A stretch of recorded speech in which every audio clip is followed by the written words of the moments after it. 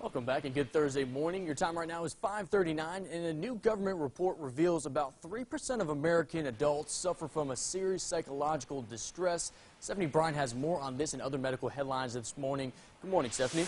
Good morning, Steve. The latest data from 2009 through 2013 shows the mental condition was most common among middle-aged adults and least common in those over 65. In every age group, women were more likely to have serious psychological distress than men, as were the uninsured and those living in poverty. Adults with serious mental illness also had higher rates of lung disease, heart disease, and diabetes than those without psychological distress.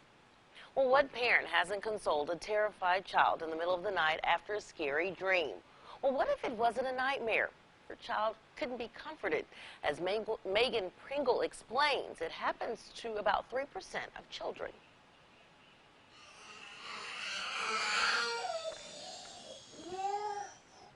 From the looks of this video, this toddler is having a nasty temper tantrum. But she's actually asleep. It's a sleep terror, a rare but usually not harmful disorder. It stresses me out. It's hard to see her like that. It's likely Holly Moore's daughter, Aria, is experiencing sleep terrors.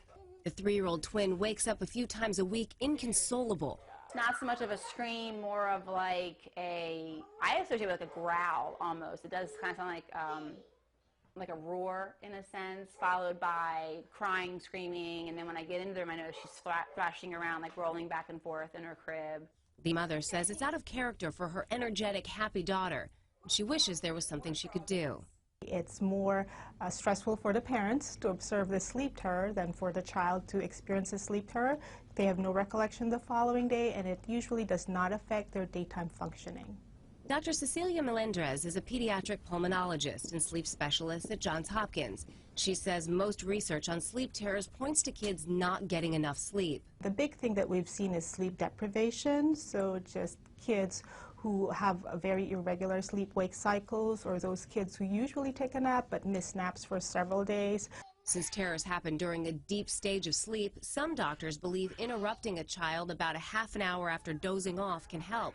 But once they start having the sleep terror, don't bother trying to wake them. It's very hard to awaken a child, and they have like no sense of who you are, so they would tend to like fight you. And as for Holly Moore, This one called Lavender. she's been trying a new strategy, scented oils, and she thinks it's helping. She's relieved that most children outgrow sleep terrors and hopes that happens very soon for her daughter.